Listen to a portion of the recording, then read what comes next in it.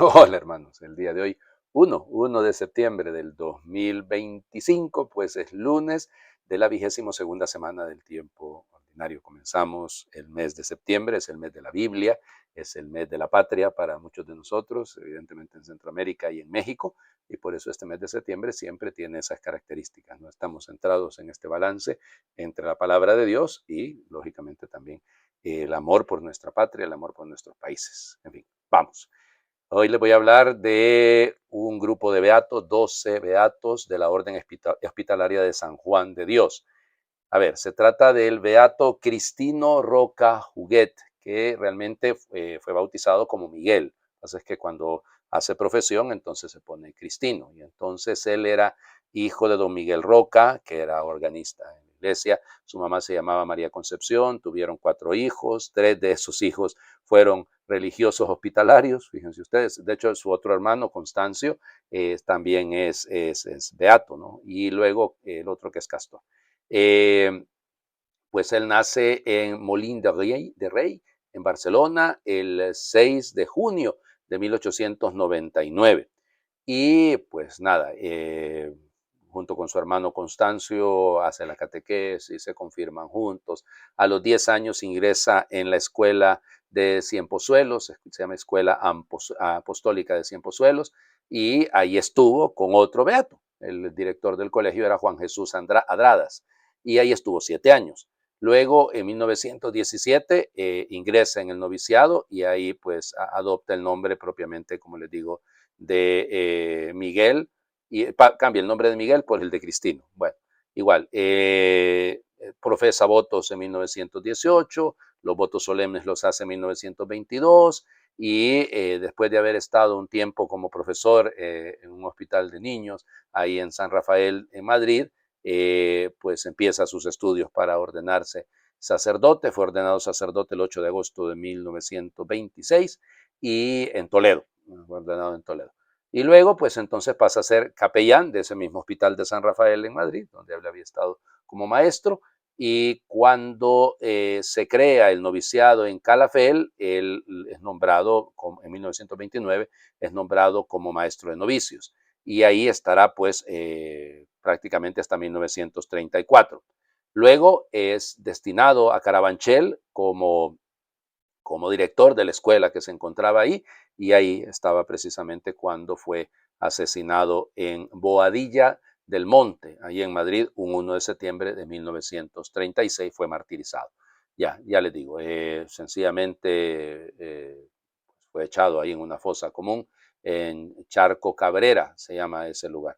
Sus reliquias se encuentran ahí en el Instituto Hospital de San José, y fue beatificado junto con otros 11 compañeros el 25 de octubre de 1992. Realmente, fíjense, la fiesta de ellos se celebra el 30 de julio porque juntan a todos, ¿no? O sea, ese es el detalle, ¿no? Pero lo digo porque ellos fueron martirizados un día como hoy, un 1 de septiembre de 1936.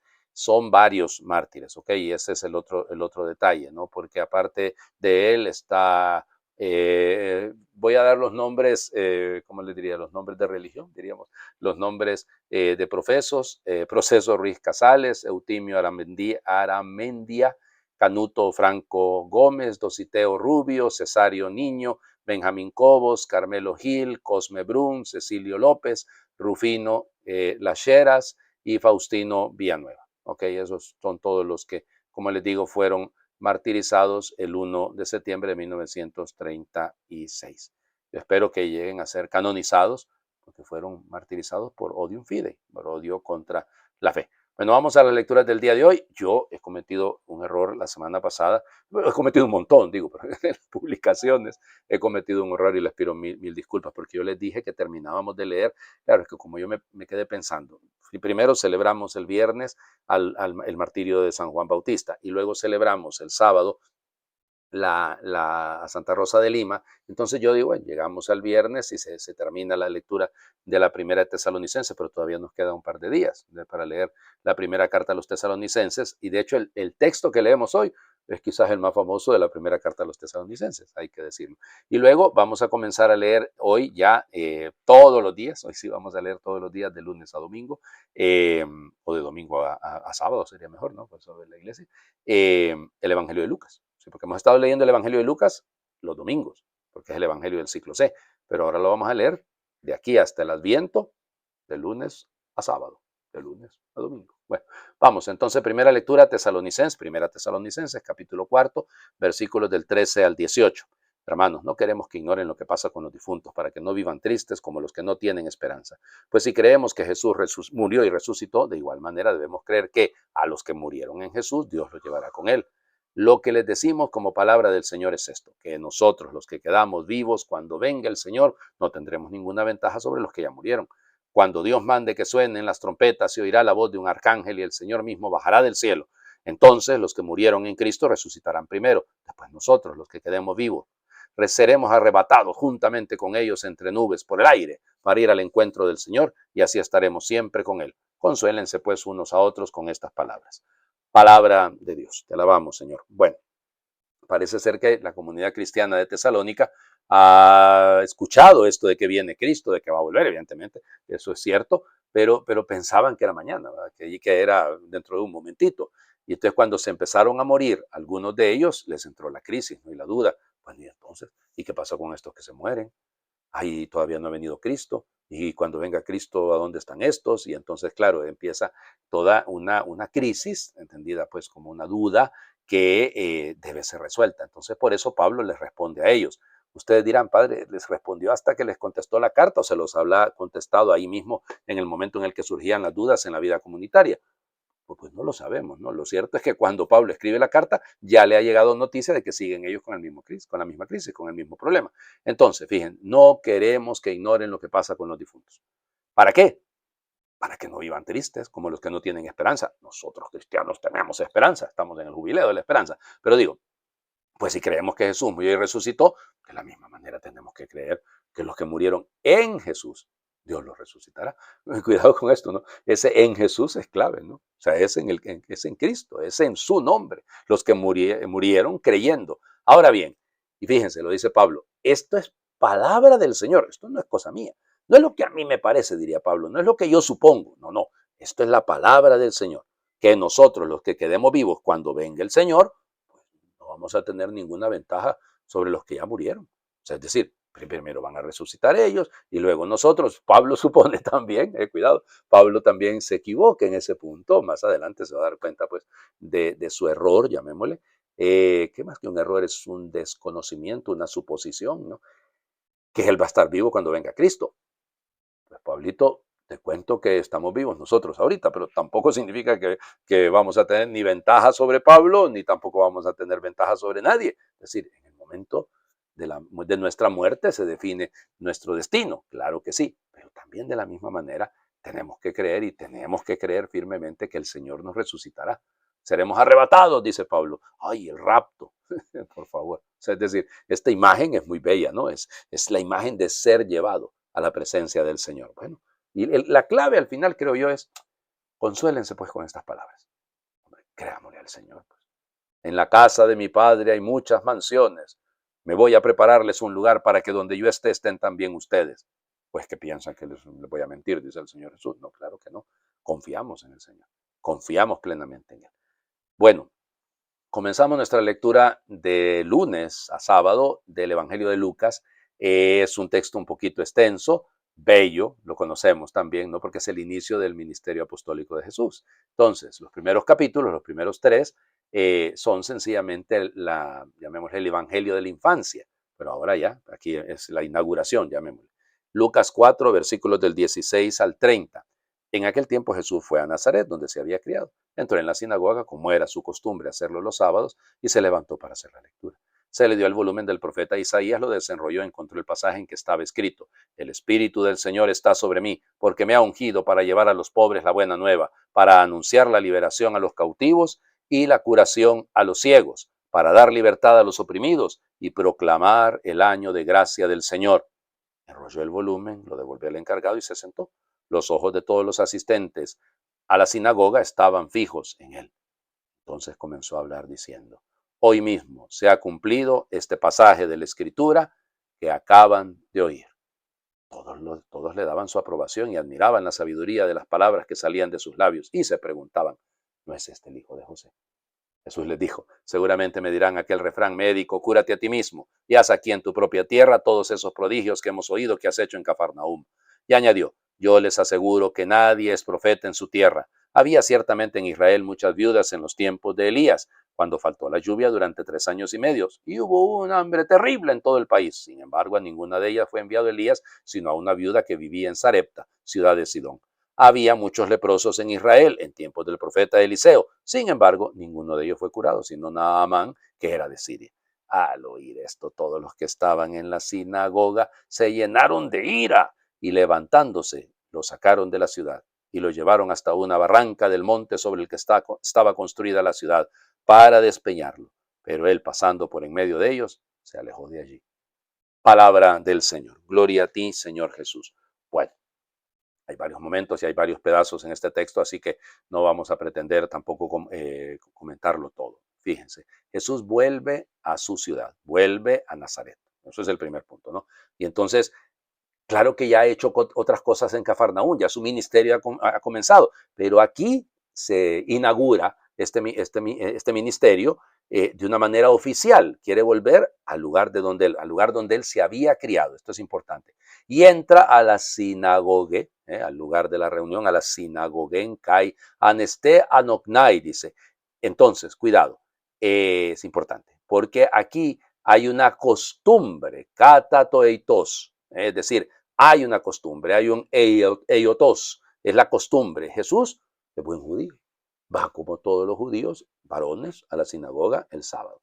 Y cuidado con el tema, ¿no? Ahí en la sinagoga lo que hace es levantarse para leer literalmente lo que dice, por eso se los leí, anástasis, resucitar realmente, levantarse, anagnonai, es hablar en voz alta, es no solo leer, sino es que es proclamar. Entonces, fíjense, aquí viene el punto. A ver, en la tradición hebrea, cuando usted se reunía en la sinagoga, entonces había dos momentos. El primer momento, distinto a nosotros, ¿no? Que hacemos distinto. Pero bueno, el primer momento es el jefe de la sinagoga leía de la Torá, leía de la ley, leía de los primeros 5 libros. De ahí sacaba y hacía un comentario. Pero luego, como segunda lectura, se podía leer de los nubín, es decir, de los profetas. Y entonces eso lo podía hacer cualquier judío, cualquier, llamémosle laico, es decir, cualquier varón judío podía levantarse, anaste, por eso el verbo anastas, levantarse y proclamar. Es decir, no solo es leer, porque y esto también nos pasa, no se han fijado ustedes cómo ocurre muchas veces que tenemos un montón de lectores en la parroquia, pero no saben proclamar. O sea, no saben proclamar porque parecía, bueno, algunos hablan para adentro, ¿eh? Es una cosa bien simpática, se comen las palabras, hablan para adentro, y no proclaman. Es decir, hombre, yo tengo que creerme lo que estoy leyendo, que transmitirlo, lo que estoy leyendo, con una dicción clara, con una buena voz. Bueno, pero estoy ya hablando de otra cosa, ¿no? Entonces, fíjense bien, eso es el primer punto. Luego lo que dice, ¿no?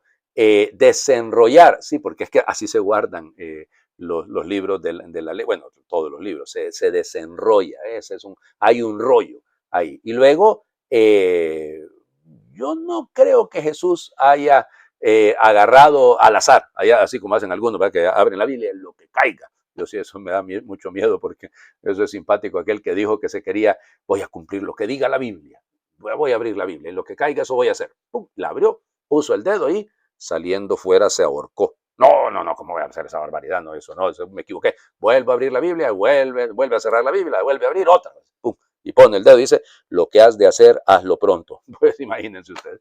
Nada, pues, o sea, no se trata de eso. La Biblia no se lee así, ¿ok? Que en algunas ocasiones a alguno le resulte una gracia particular, puede ocurrir, ¿no? Aquí Jesús agarra el rollo del libro de Isaías, lee este pedazo del capítulo 61, que es programático, ¿no? El Espíritu del Señor está sobre mí. Fíjense bien, eso es muy, muy bonito, porque esta imagen, neuma kirio eme, es decir, el Espíritu del Señor, de Dios, está sobre mí, está en mí, de hecho podría traducirse así, ¿no? Porque me ha ungido, aquí el verbo ecrisen, de ahí viene la palabra Cristo, el crisma, es decir, De ahí viene, ese es el origen, ¿no? Para qué me ha escogido? ¿Para qué me ha elegido?